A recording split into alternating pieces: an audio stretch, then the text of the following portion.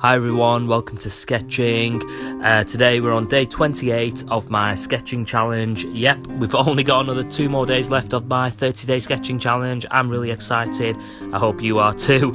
Today I'm going to be drawing a nice strawberry that my wife and my daughter went out to go get.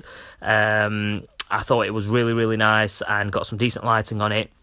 Nice bit of a gloss shine, and yeah, I think strawberries are a great subject matter to draw, to get some decent practice on, where you can try out different brushes, especially if you're working digitally. So today I decided to use the oil paintbrush from the artistic set to get some nice blends of colour in. So we've got a nice bit of dark on the bottom part of the strawberry, with a nice bit of a shine on the top left where the light source is coming in from. And today I used the smudge tool, that little pointer, that finger pointing downwards towards on the top side of the Procreate panel, to kind of really blend in these colours, and it worked really well. I don't usually use a blending tool that often because I like to keep the strokes, but on this particular piece, I wanted to test it out. And yeah, I wasn't disappointed. I thought it worked out really nicely. I mean, it was blending the colours in well.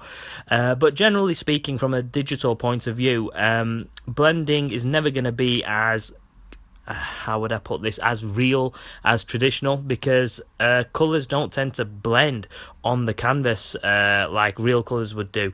I mean, I've used a couple of software packages that do blending. I've used Art Rage, I've tried blending in Photoshop, I've blended in other software apps as well, and what I might do is I might do a review of all the software apps and packages that I've used to do blending, and to kind of highlight this point. Whereas Procreate itself, I mean, it's a massive improvement on the update that they've added on, but still, from a traditionalist point of view, it doesn't really, it's never gonna, I don't think it's ever gonna get as good as blending in real life.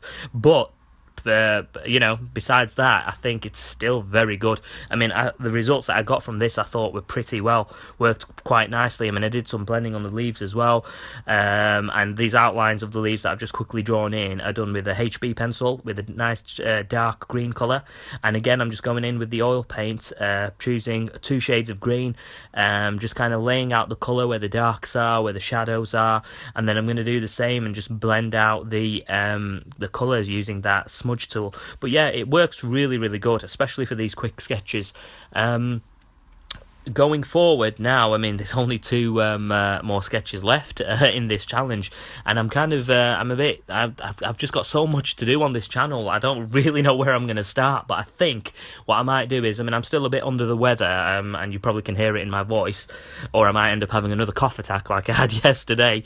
But I want to do a tutorial now. I think it's time now to do a tutorial, and in traditional, using traditional materials on maybe kind of, shading techniques, or, just lights and shadows, just going through, it's a basic lesson that I want to do. And for that, I'm going to probably do it in traditional. I might end up doing it on the digital side as well, to have a bit of a comparison on, shading in digital in comparison to shading in traditional. But I'll see how it goes. Probably might work on something this weekend, or I might just do a painting, like a full painting, on digital this weekend, and maybe in the next coming weeks we'll start on the actual tutorials and lessons. But yeah, I mean, this strawberry, it worked out quite nice. Again, the techniques that I've been using has been the same throughout this challenge, where I block out colour, then I go in with cross-hatching and outlining in pencil, and that's what I'm doing right now. I'm just using the cross-hatching to get some contours and shapes onto the drawing itself, and it worked quite well. I mean, I didn't draw in every single leaf that you can see on the image. I just didn't have the time for it. I think I spent around about 45 minutes on this one, just keeping in that time frame of 30 minutes to 45 minutes, and that's what I'd suggest you do if you want to follow me on this. But to be honest with you, you can actually spend as much time on your sketches that you do every day as you want, as much or as least. You can have 5 minutes or 50 minutes, or even 5 hours if that's what you want to do, but just do something, because I think you will see that slow gradual improvement in your drawings, especially if you do it every day.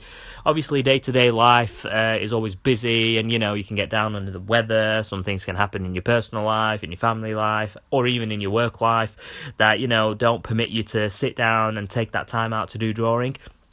But this is what I'm kind of trying to encourage, that you don't really need to set that time aside to do a drawing. I think you can do it in your day-to-day life, especially if you've got digital technology with you. So if you've got an iPad Pro, or even if you've got a normal iPad and you haven't got the iPad Pro with Apple Pencil, because you can still draw. You can get free versions of software. You can get Sketchbook Pro. You can get there's loads of software that's out there that will just help you to draw, and you can use your finger. That's how I started in digital years ago. I just used my finger, and as long as you spend some time, if you just sat down on the couch, or after you've had something to eat, or if you're watching some telly, or you just sat down speaking to your partner or your friends or your family members or whatever, you can just sit there and just do a sketch, and do it every day, and you really will see that kind of motivation and that enjoyment that you get in art. I mean, if you're already into art and you've not been practicing every day, I'd really suggest you do this. And if you've never been into art and you want to get into art, then absolutely give this a go. I am working on building my website of all these images, my kind of blog website that I'm trying to put together now. And hopefully within the next couple of days I can kind of really, especially once this 30-day challenge is done and I've got 30 nice pieces of work and a bit more content, I can start laying out the pages, and I will make it available, and I will announce it on one of my videos on my YouTube channel. But yeah, so all I'm doing now is I'm just adding in the darks with the airbrush on the leaves. I've already done it, so it's the same process that I've been doing. And what I'm doing now is I'm just using the an ink pen, a technical ink pen, to kind of add in the pips that are on the strawberry. And I'm just adding in some highlights on the bottom ends or the top ends of those pips. And then on the later stage, what I do is I darken out the bottom area so that those highlights are more prominent on the top. And also I'm highlighting the some areas of the leaves to kind of make them really pop. So it's always a good idea to kind of leave the highlights to the end, purely because you can stand back and have a look and see where that light source is coming from, catching those highlights.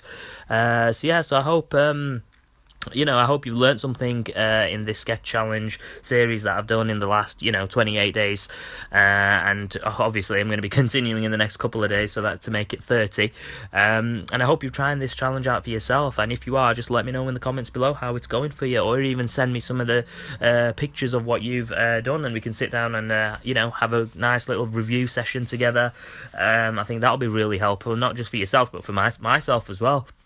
It's always good to kind of see what other artists do and how they do it, purely to, better your own skill set and learn from each other. So, so all I'm doing here is just adding in the drop shadow on the table that I usually do. It was a nice drop shadow. It kind of mimicked the shape of the strawberry, and then I just lowered the opacity down so that it's a nice uniform colour.